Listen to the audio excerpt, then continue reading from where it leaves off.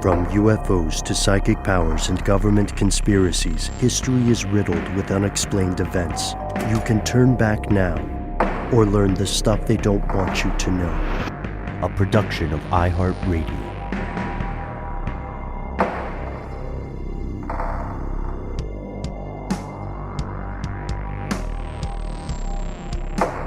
Hello, welcome back to the show. My name is Matt. My name is Noel. They call me Ben. We are joined, as always, with our super producer, Max Freight Train Williams. Most importantly, you are here, and that makes this the stuff they don't want you to know.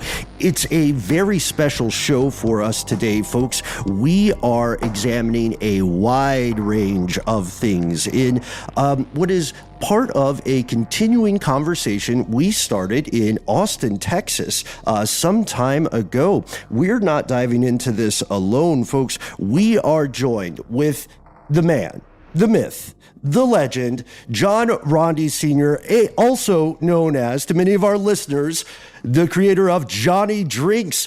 Sir, thank you for coming on the show today. Oh, come on. This is awesome. I love it. Man, I got to say, like the shadow boxing was a good move there. And I like the wrist, whatever you call those, the cuffs, the wrist. I don't know, you got something going on there. Yeah. This is my Red Vanley. Listen, I have the pleasure, luxury of being afforded a lot of swag. So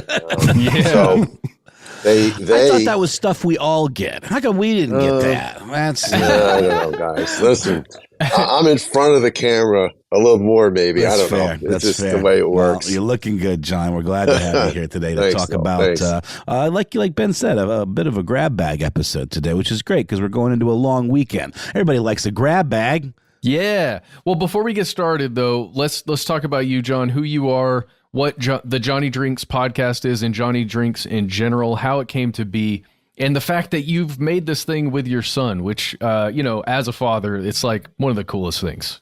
Yeah. It's unbelievable that I get to share the story, the message, the journey, right? It's just been something that came to us. The bottom line is my son and I didn't set out to do this, right? We literally filmed a video of me making a cocktail. I made the cocktail, he videoed. It went viral. The rest, as they will say, becomes the history of our journey. Because after that first video, that was his first TikTok. So think about this. Takes his camera out, says, I'm going to download the app, downloads the app, videos in the app, me making a cocktail. It goes over 8 million views. Okay. And that next day, he's like, we got to do this again. I'm like, okay, what did we do? So it was pre-COVID, February 2020. Make the cocktail, goes viral. Subsequent to that, do other videos. And then the pandemic hits in like April, right? So now we're in lockdown, and everybody's doing what they're doing, of course. And we just expand upon, taking up time and space and not driving each other nuts and just having fun. And that's how it was born. So you really did. You have continued to strike a chord with people, not just on TikTok, but on any number of social media platforms, including, as Matt mentioned, the Johnny Drinks podcast. One of my favorite parts of the origin story, John, is the way you explain it, which is super humble, by the way, man, is, okay, you make the cocktail, right? And you're making Manhattans. And after you make the Manhattans, you're basically just doing it because you're all going out to a steakhouse, Del Frisco's. Yeah. And so my favorite part of this story is the way I've read it in a couple of iterations is that you guys go and you're having dinner, and all of a sudden the phone goes nuts, right? Yeah. So you really thought this was just something entertaining to do for a second. Yeah. Listen, I gave you the abbreviated version. I'm happy to now expand a little bit and dissect it. But when we were out to dinner, and again, it was my nephews, my brother-in-law, my sons. So it was just guys being dudes. pre-gaming in my basement, make the cocktails. We go out to Del Fresco's, and at dinner, Johnny's like, that video's doing really well. I'm like, oh, great. What do you, 100,000 views. Dad, dessert. We're close to 1 million views. I'm like, great. We get in the car. Dad, this thing is going. I'm like, where's it going? Yeah. What do you mean it's going? My brother-in-law, who's 58 years old, we're looking at each other like, what are they talking about? It's going. And then subsequent next day, traction, it's building. I'm like, wow, okay, cool. This is fun. Let's talk about that. Revenue streams, right? Like, did you ever think in your wildest dreams that this thing, whatever social media is, could be a viable revenue stream for anybody? It's pretty nuts. I didn't believe it. Matt, Ben, Noel, if you guys heard what I said to everybody the first, let's say, 6 months into this whole thing, it's like, this isn't real. This is such BS. This is like, killing time, but it's like, what are we doing? I actually made a deal with my son. I said, okay, here's what we're going to do. This is cute. I have a full-time job. In 2020, I'm in the mortgage business. I'm in it 32 years. I am cranked out, busy out of my mind. That it was one of the best years in the mortgage industry, 2020. Everyone's refinancing. Everyone's locked down. Okay, you might not relate to that because you may not have had a mortgage or needed a mortgage, but it was one of the best years I ever had. You hit on some things that are really interesting on my end, and I think our listeners will find this fascinating as well. You said the words, experimental, right? We're expanding.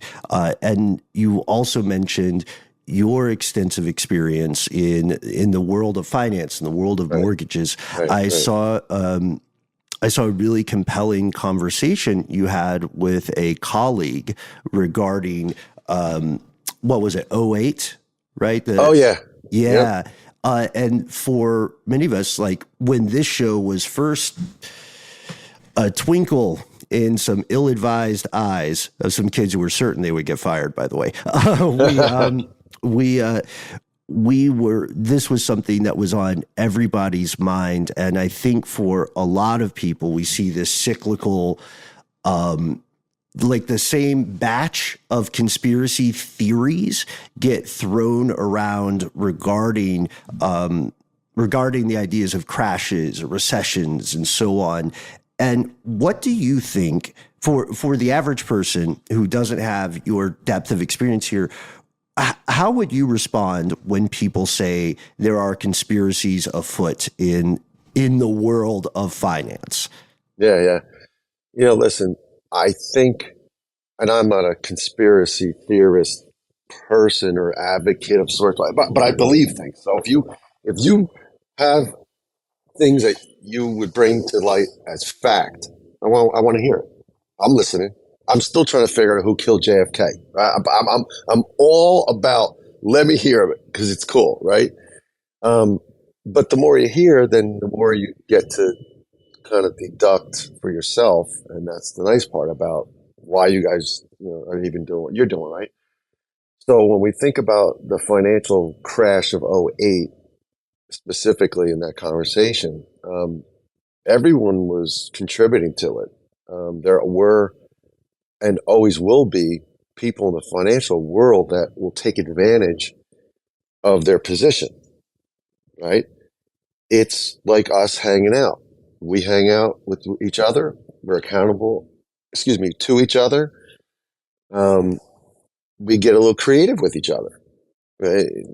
You're foolish if you don't think those people in those proverbial ivory towers don't do the same thing.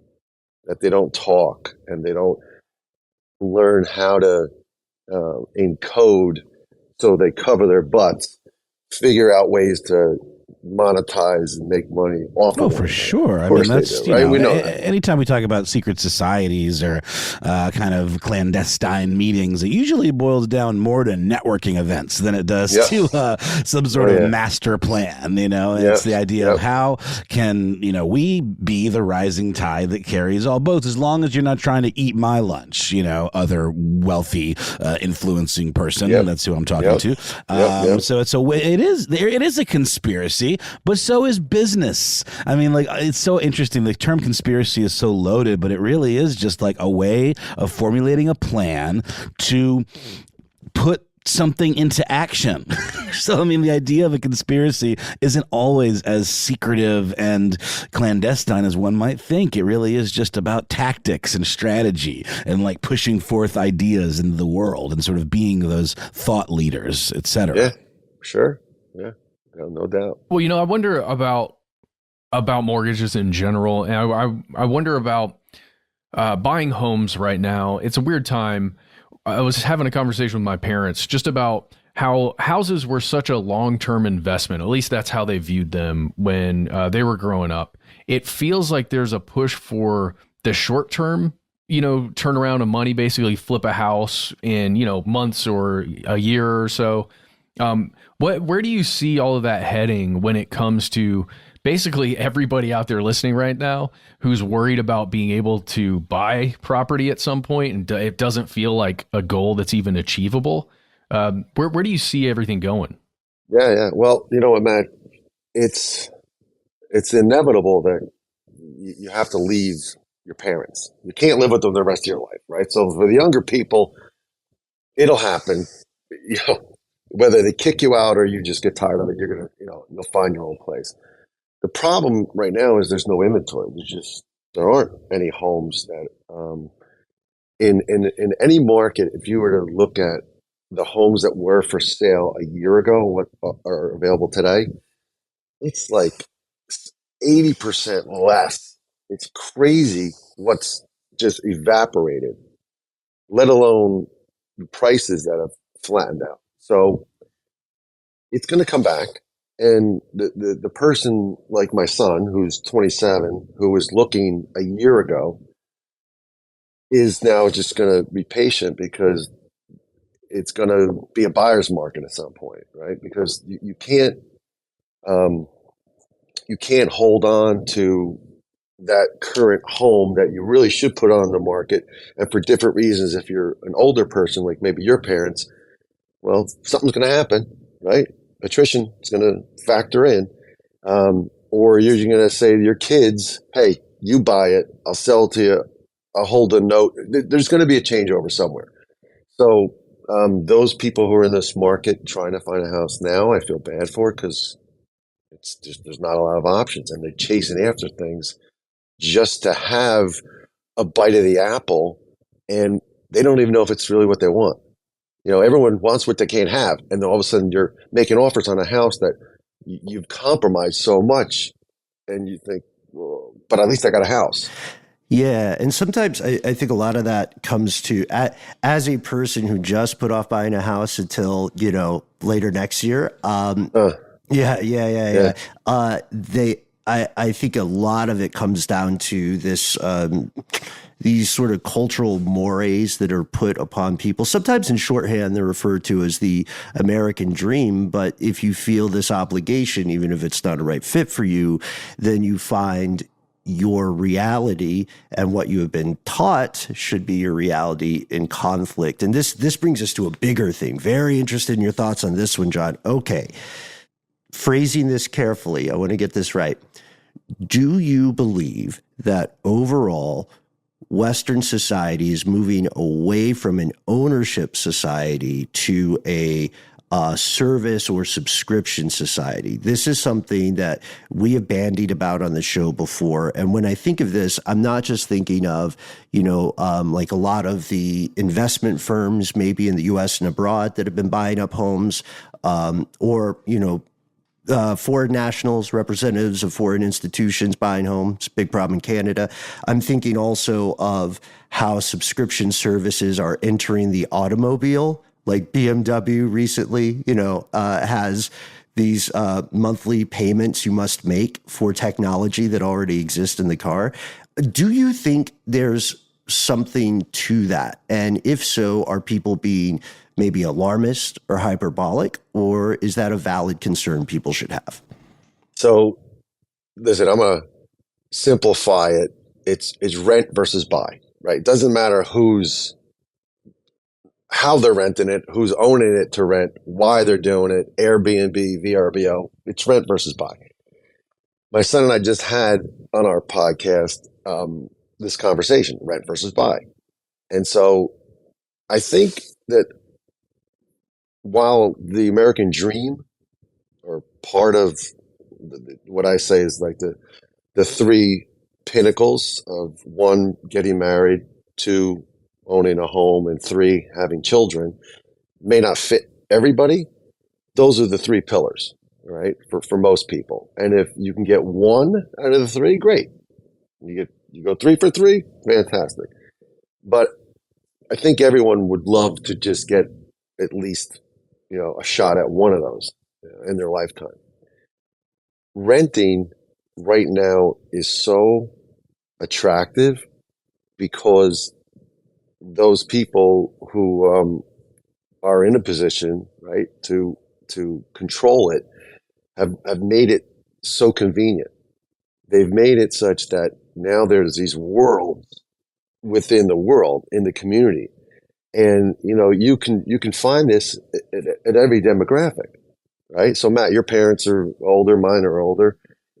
Everyone's got, hopefully, parents that can still enjoy, their senior years, but they have all these communities now that they're doing everything. I mean, right? Who's not playing pickleball? My father was, 85 years old. He's playing pickleball. I can't even walk. Yeah, that's its own conspiracy right there. The pickleball conspiracy. Where'd that come from? What do you mean? It's taking over malls. What the hell? Anyway, go on. Yeah, but that's exactly right. Everything has found this social aspect greater today than ever before. My son John lives in this complex in Jersey City. And guys, it's like just beautiful, beautiful young people in and out, all sorts of demographics, right? And then they have on the roof, they have this pool, and they have all this area, and they hang out. I'm like, gosh, who doesn't want to live here? So that's where, Ben, I think it becomes very easy, maybe, to the subscription mindset. Yeah, I don't want to buy the car. let me take we borrow it here. Let me use it for this purpose then, and rent it for the time that you need and when you need it, right?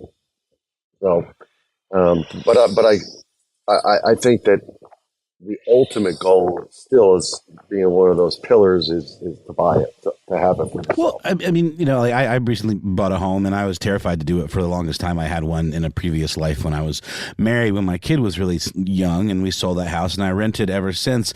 But I did have that kind of FOMO, sort of like, fear of like being left behind, left in the dust. I'm like, how come all these friends of mine who are younger than me are buying houses? Like, what's the deal? What am I missing? And I think that is a danger in and of itself. It wasn't until I was just like, look, I'm going to take a look at some. And I have my kid's best friend's mom's a realtor, and I looked at like 6 or 7 in one day, and I saw a place that I'm sitting in the basement of right now. I have a recording studio, and it's very important to me. I'm like, I do music, and I've been shoving all my gear that I've been collecting since I was a teenager into a spare bedroom for years. And I saw this space, and I was like, think what I could do with this space. It would change my life. It would change my life to be able to have this space, to put all my stuff in, to be creative in my own home. That's what twisted the key for me and made me like, now I want it in a way that's not just I'm sad that I'm being left behind. So I think to your point, like, it is important to realize, like, what do you actually want? What are you going for in your life? Is it smart for you to be able to own a place, or is it better or more advantageous to you just to continue to rent? Because there isn't anything inherently wrong with renting. It was, for me, this silly kind of childish FOMO that then was replaced by, okay, no, now I actually want this for a real reason for my life. Yep. Good point, Noel. Yeah, that makes sense. Yep. And we'll pause here for a word from our sponsor. Then we'll return with Johnny Drinks.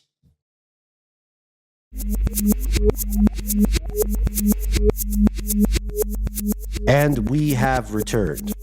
Guys, I want to jump back to something we were talking about before. And I'm trying to connect some ideas here to come up with something interesting.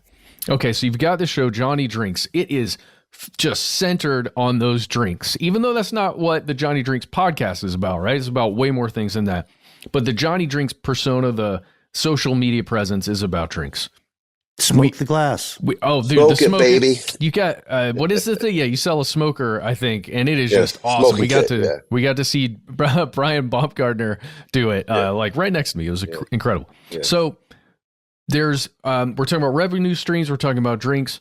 I want to get back to prohibition and the times in the United States when alcohol became illegal, because I think there's something really interesting there with finding a revenue stream at a time when it was illegal to make money on that thing, but there was a will and there were ways to still make money on that thing. And I just wonder if over your years, because are you from New York or New Jersey?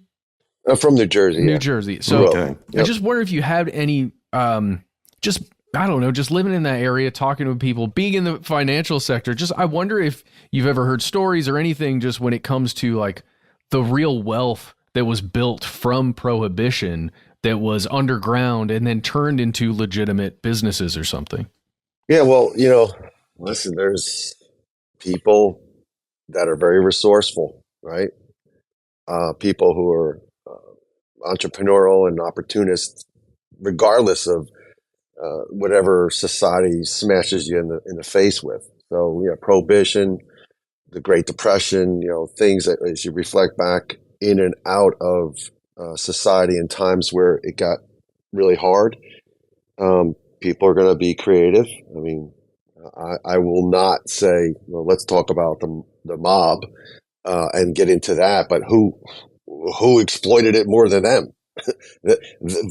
They although again, the stereotypes associated with it are well deserved, they did it. They found a way, right, through prohibition to make a business or businesses. There's the speakeasies, and to your, I guess your question about being in this area, there's still some speakeasies that are original that I've been to. And there's one down in Atlantic City, New Jersey, that it was so cool just going in there and seeing everything still the way it was. And it wasn't that they tore down and got rid of some stuff, because some stuff just, it ages out and you can't keep it. But it's so cool and interesting to see how they did survive and how they did facilitate the needs of men and how women played a role in that. And then the business models, if you would, of some of that. So from drinking to the socializing and, the police that would come in the front and the way Boardwalk they would exit Empire out the back. shit. Right? Yeah, really. Yeah, Boardwalk Empire, which by the way, I never watched. I don't think I watched maybe but a couple episodes of Boardwalk Empire. But I slept on it. I watched a few and then I left it, but then I went back and it's good. It really gets interesting, and the history I should is probably smart. do that. It's smart. I mean, for your background, I think you dig it. Yeah, it's based on a lot of historical precedent. We've talked about prohibition in the past, and I love what you're describing here, John, because we know that Faulkner was right when he said the past isn't really ever over. I'm paraphrasing, but we see the echoes of these things, and with prohibition, there's so much nasty stuff there that happens. Like, people always say, yes, the mob was doing terrible things, while they forget that the U.S. government knowingly poisoned a ton of people, with denatured alcohol. We also saw in that short and cartoonishly unsuccessful national experiment from 1920 to 1933, that prohibition just didn't work. And as a business model for Uncle Sam, prohibition did not work with alcohol. But, we've had some really interesting conversations with folks that I won't call them conspiracy theorists. I will call them advocates, right? Stakeholders, maybe, about the modern state of prohibition for other substances in the U.S. I mean, it's always the money that moves. Revenue stream, man. Policy, right. And so in very divided times in the United States, one of the few issues that all sides of the political aisle could agree on is, we can make money off cannabis. Maybe we should give that a go. I'm really interested in hearing your opinions on the idea of prohibition for other substances. Like, if you for some reason want to throw us a curveball and say that you think alcohol should be illegal again, then by all means. Don't say that. But why would I say that? Yeah, I know. But what do you think about the people who are saying banning or current like drug laws are a kind of prohibition in the modern day? Yeah, it's interesting. I don't know enough about it, and I don't use it. I'm not a THC, CBD person at all. I just don't. My children and their friends, it seems like 9 out of 10 of them all are doing some form of it. But the most that I do is I'll do the CBD cream once in a while on my shoulder or my back. But I'm really not. That's when you ask those, should it be some sort of new prohibition?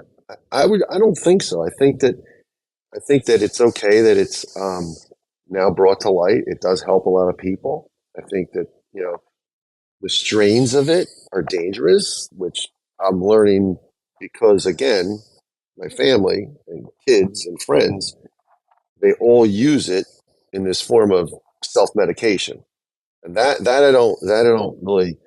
I think that's a slippery slope. I think that's dangerous. Well, one that alcohol is a party too, as well. Yeah, and I'm guzzling caffeine. This is like my second pot. Monster. Yeah, I mean, even the medication your doctors prescribe, you're still taking it, so you're self-medicating them too. Yeah. But you know what's interesting, Noel, about that, and again, I don't. I guess this is the part of yes, anything as a vice, anything that's abused, anything could be habitually and then become an addiction, right?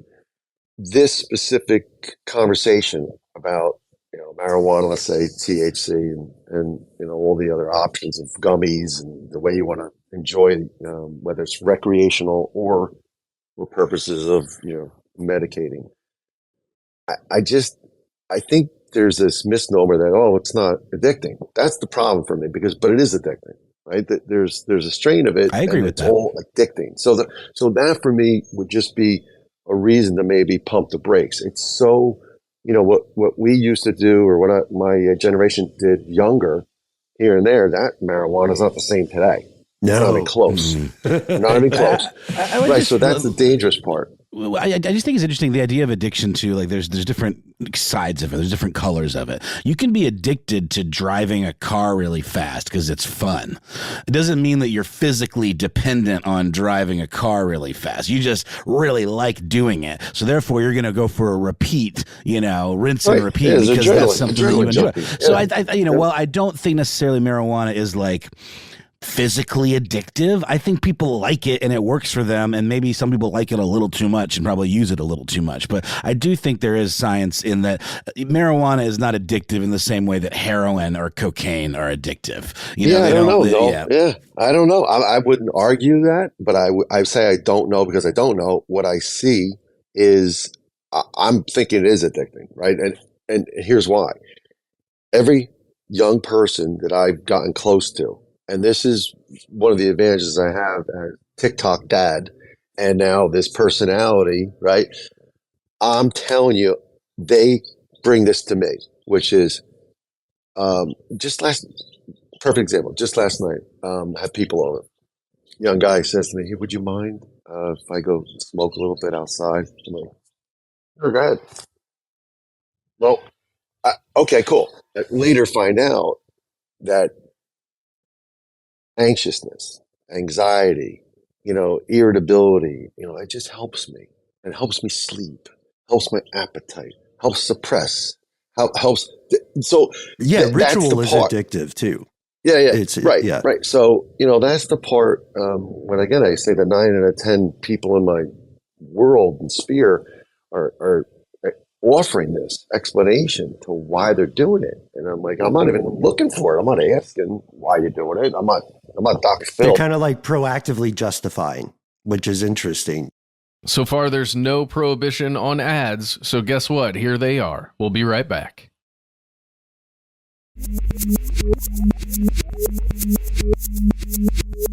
And we're back with Johnny Drinks.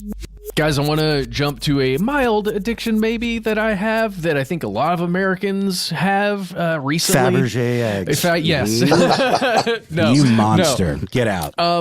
Watching two highly skilled people absolutely fight each other almost to the death in an octagon or a ring or something like that.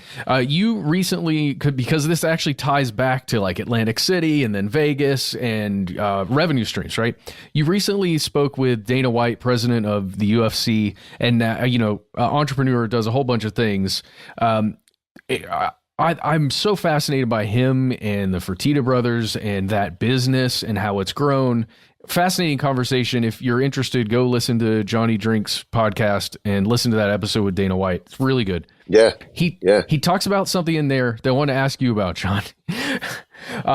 This new thing he's got called Power Slap. I think that's what it's called. Yeah.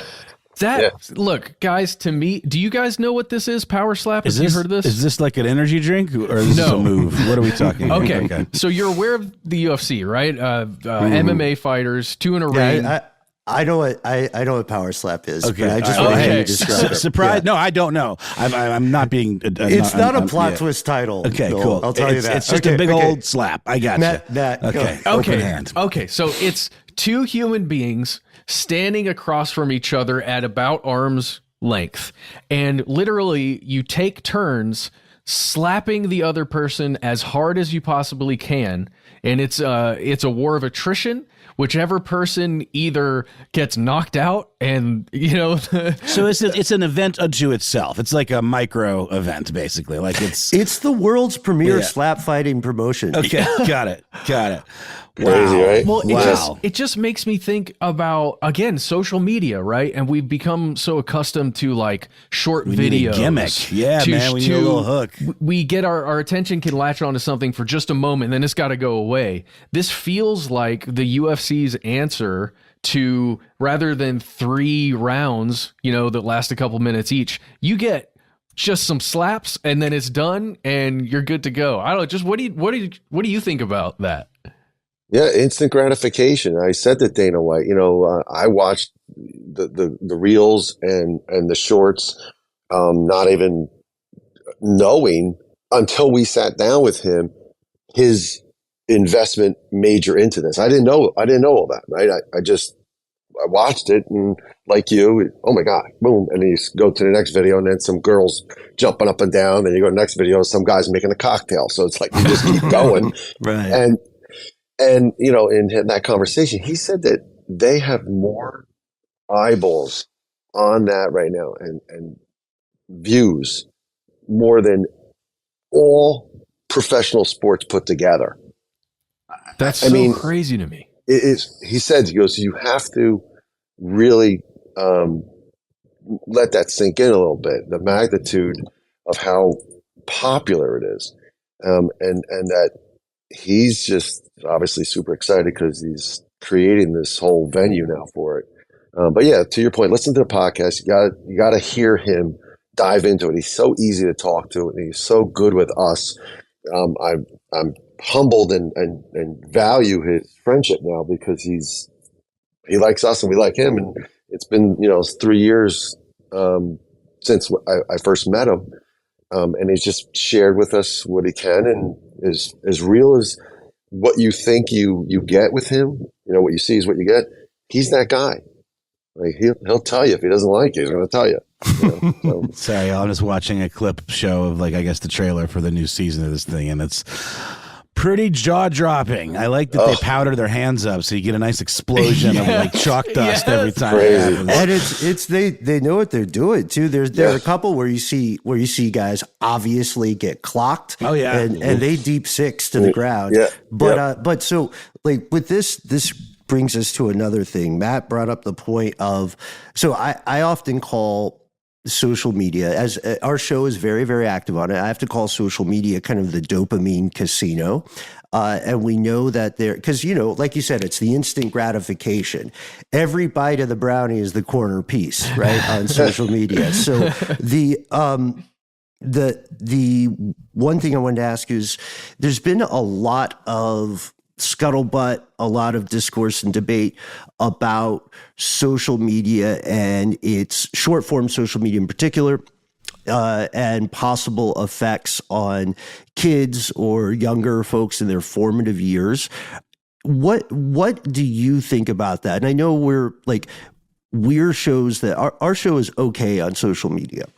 Your empire is incredibly accomplished there, and to me, Johnny Drinks feels smart and wholesome, right? Cool. And that is with sincerity. Yeah. But thank you. And I want you to expand upon that, because before I answer your question where you're going with it, and not to cut you off, but tell me, what do you think our brand is? Tell me what your impression is, and then let's finish that thought you have about the question, and then I'm going to, For sure. And our answers, all three of our answers may differ here, but for me, what I see is this is a cool family. That's what I mean when I say it's wholesome, right? The first thing is, look at this, a family that actually likes hanging out with each other, which a lot of people don't have, if we're being completely candid. And then there's also this, my favorite kind of a way to communicate education or to educate people is approachable, entertaining stuff like, hey, we're not necessarily experts, but learn together with us. This is cool. Here's a trick I know. So there's nothing condescending there. And condescension, I think, is a great enemy of education. That's what I would say. Good point. All right, cool. All right. So, your question around, and thanks for sharing those thoughts, because that matters. And to answer where we fit in to society, right? Where this digital playground, TikToks, shorts, all this blast of some of it being nonsense. Just kind of overall, right.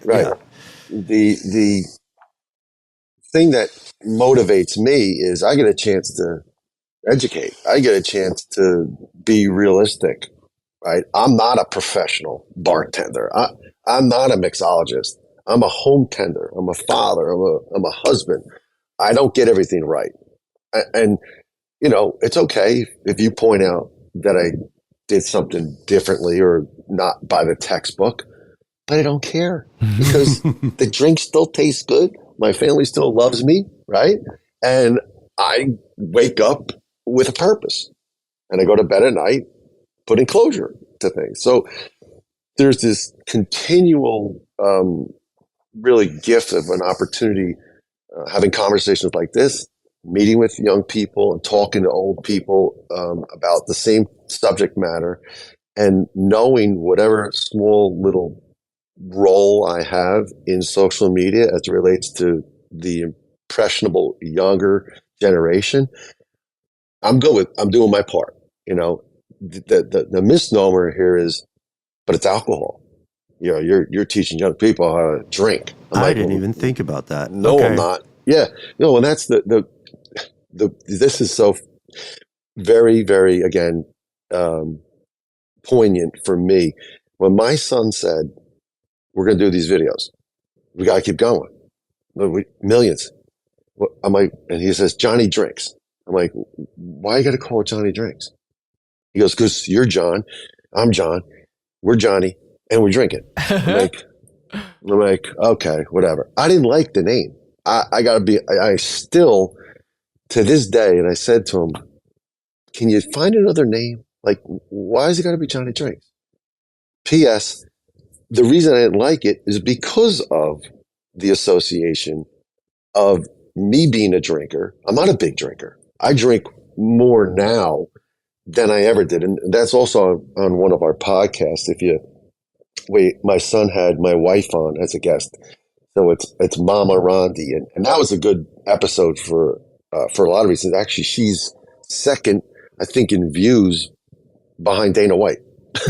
So he's got like 30,000 views on the YouTube pod, and she's got like 2,500, 2.5. But anyway, my point is, we talk about that in that episode, that I didn't drink in high school. I didn't drink in college.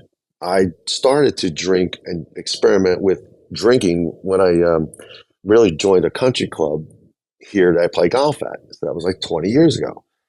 So when my son says we're going to be Johnny Drinks, I'm like, find another name, right? Because I'm in the finance world. I was always concerned about image. It takes you a lifetime to build and create your image, and takes maybe seconds to lose it, your reputation. It can go like that if you do something wrong. So I'm really mindful of what Johnny Drinks brings to especially the younger people. So any opportunity I get to drop some knowledge, how to shine a shoe, how to make a tie, how to make your bed, how to jumpstart your car, whatever it is, I relish it. I love that, man, because we're old school. Back before the idea of podcasts became a thing, we started off at a company called How Stuff Works, and it was just the perfect job for dorks. People for people who start sentences with "actually" at parties, and people who know too much weird trivia. So the idea we've always had is the world is both understandable and worth understanding. So that's really meaningful. I'm sorry, I know I should be asking a question, but I'm just cool. hype good, manning your answer. That's awesome. This is great. All right, so we are going to take a huge left turn, guys. You ready for this? What is it? Okay, John, you grew up in Jersey. Do you still live in New Jersey? Yeah. Okay. Yeah. Have you seen the Jersey Devil? Ooh. Well, there's, when you say that's so funny, the Jersey Devil. No, I haven't seen the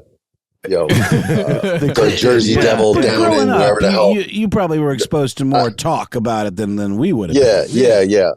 But what crosses my mind when you say that is the New Jersey Devils mascot, the Jersey Devil. So I see him at the Prudential Center, any hockey game. But no, I haven't been afforded the luxury of seeing a Jersey Devil. So. Let's go to it. Let's do. There's a thing that we like to do, and our fellow conspiracy realists in the audience always love to play this game with guests of note, like yourself, sir.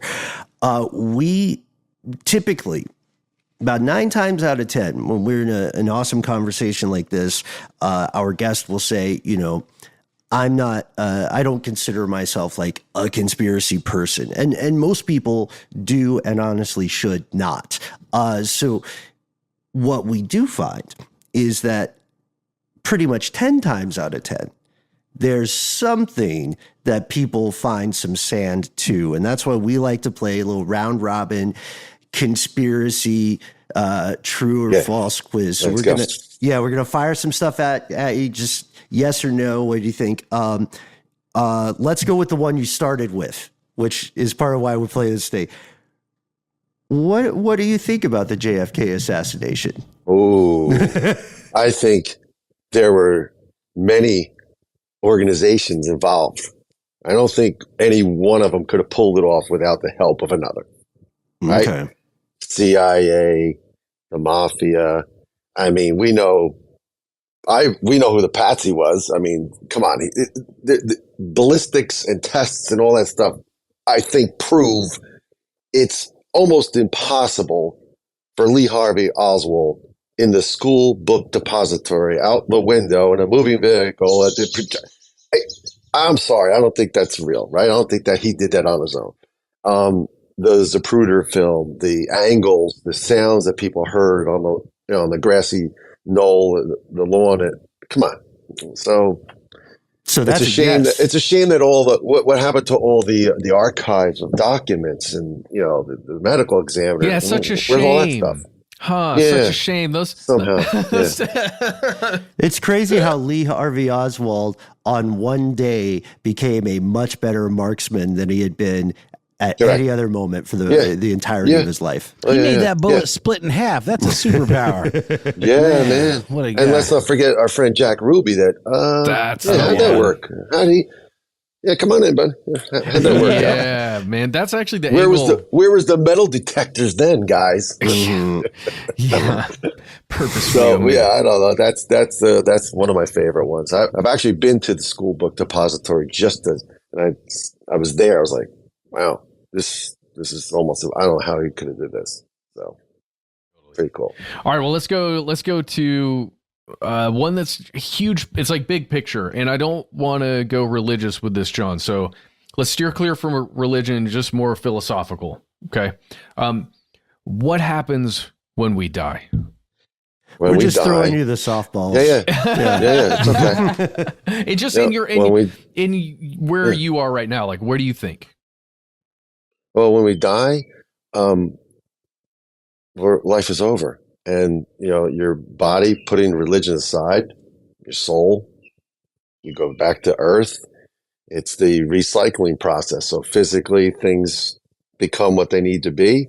Spiritually, I believe I'm going to heaven. And I think that everyone has their own version of that. Well, it is interesting how, every kind of religious ideology is describing something that is, somewhat understandable without religion. You know what I mean? Right. You can if we look at it all as like energy transfer, let's just look at it the most basic science-y, not science fiction, is science-y way. Like everything, energy has to go somewhere. Whatever is in us that makes us, what we are is some form of energy. Whether that dissipates back into, in the form of heat, for example, or just in the form of it goes back into the earth. We know that our bodies, if, not completely embalmed and put in a weird casket. Okay, I'm letting my own biases show there.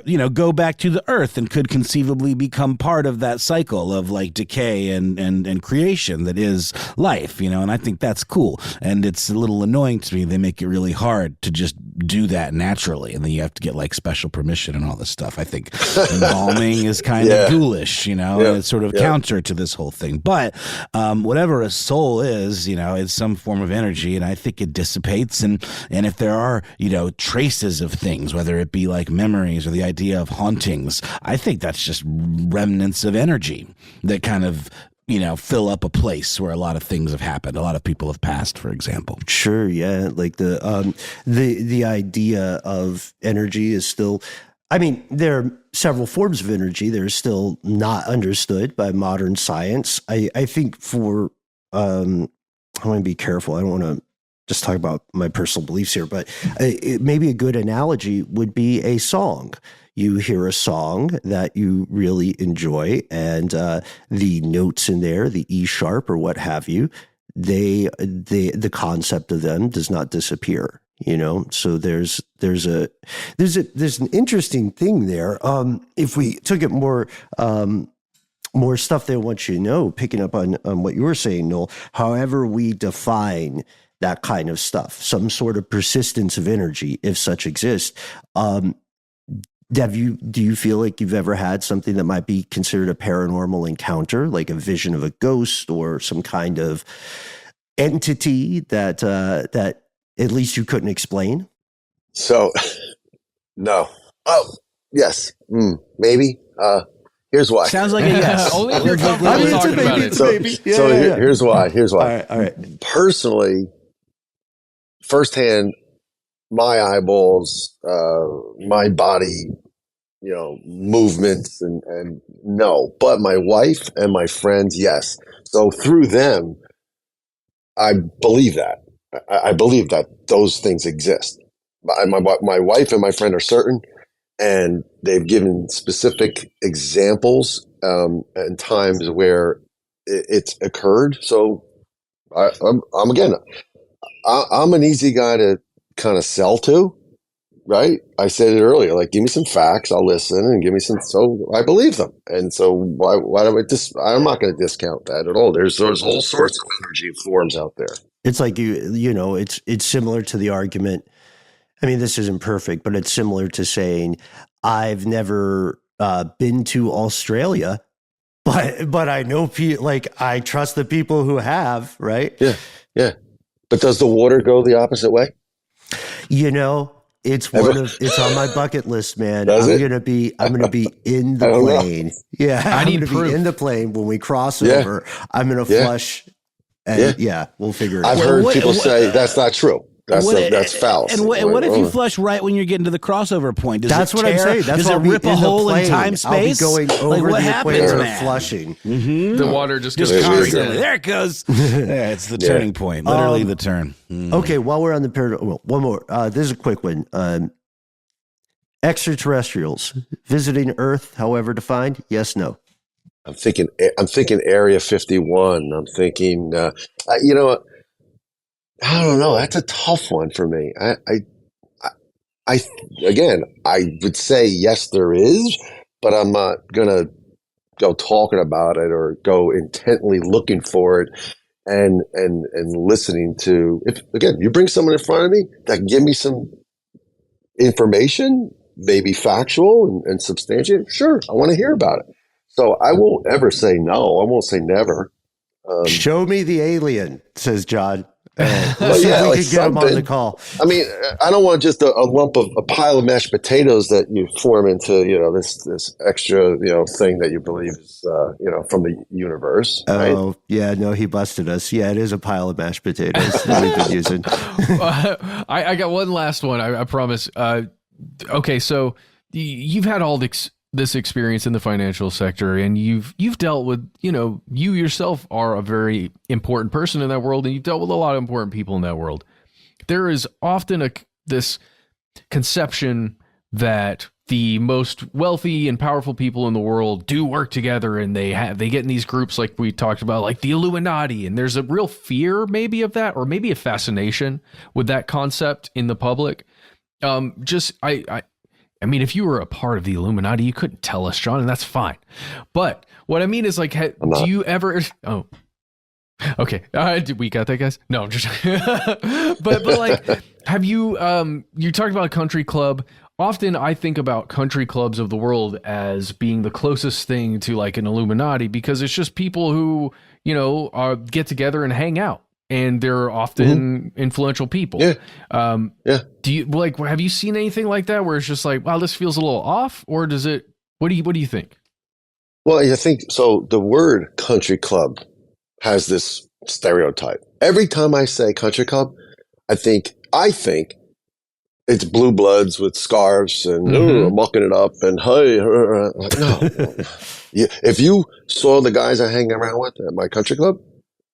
First of all, you wouldn't believe it. You'd be like, these guys are having way too much fun, and it just doesn't add up. The optics of it just don't add up, because it's just a group of guys, in my case, self-made guys. This is not generational wealth that's handed down. And, I didn't grow up in a country club. My father, blue collar, worked 30 years at American Airlines, made $50,000, I think, at his highest point, right? His highest income may have been $60,000. Point is, this is just a group of guys and found this convenience in our backyard, in our sandbox here in the town and the community we live in. And when I tell you, and I'm going to I don't know if I'm getting off subject here, but so that country club, you can belong to a country club for $5,000. Okay. That's a lot of money, but it's not like it's $500,000 for only the affluent, wealthy. Okay. So, back to your question, Matt, is, so here we are, a group of guys. And there's a lot of multiples and layers of these people that are just using this place as their sandbox and, a place to recreationally either have dinner or, play golf, or in my case, they play paddle, they play pickle, they play tennis. I mean, it's just a great location. And when you can hang with somebody for an extended period of time, it's like anything else. Well, what do you do for a living? What do you do for a living? Oh, you're a landscaper. Great. I want to do a patio. Will you help me? Sure. Let's get that guy. He does mason work. Let's get this guy. That's how it works. And that's the way it works in every layer and decibel as you go higher, higher through where you want to go. You want to go to government. You want to go to Wall Street. You want to go. That's the way it is in the world. So, yeah, I mean, it's just a shame if it gets out of control and people abuse it. But that's American greed for you too. That's a whole other, conversation. Okay, John, we're gonna hit you with one that's not a yes or no question, really. Here it is. Did you know that there is a genuine conspiracy about glitter, like arts and crafts glitter? I know the bedazzle craze. You can bedazzle me. I don't know anything about glitter though. Well, a while back, we found out that there's a genuine, we find conspiracies, actual ones, all throughout the world, very different from the theories. And a while back, we learned that there is a massive conspiracy in the world of glitter. And Noel, do you want to kick the facts on that? Yeah, it's one of our favorites. I mean, just the idea that, who's buying all the glitter? There's like a finite number of plants, let's call them, or manufacturing interests that their job is to create different colors of glitter. This is like a thing. But they obviously are selling it to companies like Crayola that might make slime making kits or whatever, or Elmer's rather, making these like glitter slime and whatever arts and crafts of it all. But their top, I think, maybe two, I guess customers, let's call them clients, are secret, are very purposefully obscured. And these companies, when you speak to like a rep of like some of the largest glitter manufacturers, they won't tell you who these customers are. So of course, in a vacuum of information, there you go. Yeah, this stuff kind of thrives, the speculation. In the absence of transparency. You guys know where the glitter? Most of the glitter is manufactured in Jersey. It's in Jersey, of course. The sparkliest place in John the world. knows. John knows. He knows. He made a face. But, and in looking into this, we discovered that there are a couple of options, and that most likely it is something to do with military and a concept called microtagants. That's basically like if you use a certain brand of taser, when you deploy that taser, it will leave behind these little traces that are basically like kind of tiny cuts of plastic. You could maybe call it more confetti than glitter, but it still comes from the same kind of operation. That way you can figure out it's sort of like, rifling on a gun barrel. So you can kind of do forensics to figure out where the bullet came from so you can solve the crime. Only this is like solving the tase crime. There's a reason bringing this up as Matt said, this is in Jersey. And John, we know you're very busy, but we'd like to put you on the case. In the country club of this podcast, we're hanging out and we're just four guys, and one of us happens to be from Jersey. So we're saying, hey, man, I got to find out. Yeah. Yeah. Will you be on the case? We're kidding. I have one real last question. It is a yes or no question. Did we go to the moon? Yes. Easy. Wait, you're not asking me. Sorry. Probably. Easy. I don't know, the lighting, the angle's not quite right. We faked the footage of the moon landing, but for budget purposes, it was cheaper to go to the moon and fake it. Got it. So that's how it works. John, thank you so much for coming on the show today. Yep. This is, like we said at the top, this is a continuing conversation that started in Texas, and we're going to continue it. We're going to continue it in the future very much. Hopefully, everybody check out the Johnny Drinks podcast. You already know about them on social media. There it is. Look at that. This is a I just got these. This is a cornhole beanbag. I just have a cornhole set I made. Nice. You can also learn more on johnnydrinks.com. You can check out, there's we're talking about the origin story. There was an interview I quite liked on vinepair.com that talks a little bit about that legendary first video. Oh, old, that one, yeah. Yeah. Do check it out and tell us how the steaks are, folks, over there at Del Frisco's. John, where can people learn? In addition, where can people learn more about you guys, your work, your upcoming projects, and so on? I think the podcast is the best way because it's just long form like this. We get to talk about it. And the other stuff is just entertainment, right? It's the short little bursts, like I said, the instant gratification of the TikToks and the YouTubes a little longer. But yeah, listen, I appreciate you guys. This was excellent. I'd love to do it again. I'm going to find out what I can about glitter, and I'm going to just continue. Maybe I could do a drink with glitter. I don't know. No, I don't know. Maybe something will pop out of it. I don't know. Well, hey, we missed seeing your son John and Uncle Steve. We missed seeing those guys. So we'll get something. Well, thank you. I'll pass that along. See, look at that.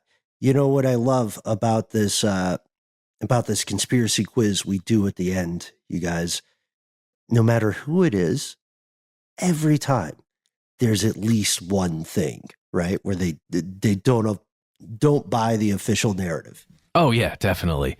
I am a little saddened we didn't get to talk to Johnny, I guess John's son, for this episode, or Uncle Steve that we met a little while back. Bro. But it was great to talk with John and just to get a little bit of his backstory and hear his take on things. I think just his knowledge in the financial sector and just the experience he's had there was really revealing, hopefully for all of us. Yeah, and some of the stuff he has conveyed may indeed be prescient in some upcoming adventures of stuff they don't want you to know, especially the financial aspects. And I don't know, you know what we should do? Let's just tell everybody how to get in contact with us if you know what really went down with the JFK assassination and you have been holding off because you just haven't found the right people to talk with about it.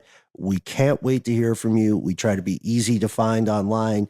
Instagram, Twitter, TikTok, YouTube. We've got a pretty awesome YouTube channel still. Let's see, that's Conspiracy Stuff Show on Instagram, Conspiracy Stuff on YouTube. And hey, if you listen to our earlier episodes on big data and you don't sip the social meds, never fear. You can call us directly on our handy telephone number. Yes, our phone number is 1-833-STDWYTK. If you choose to call in, we highly recommend you put that number in your phone as a contact, just in case the shadow lurks back. I don't know. Just in case you get a call back from the number, you'll see and you'll know that it's us. When you do call in, because you're going to, give yourself a cool nickname, not your government name. You've got 3 minutes. Please let us know in that message if we can use your name and message on the air. And that's really it. If you want to send more that can fit in that 3-minute message, why not instead send us a good old-fashioned email? We are conspiracy@iHeartRadio.com.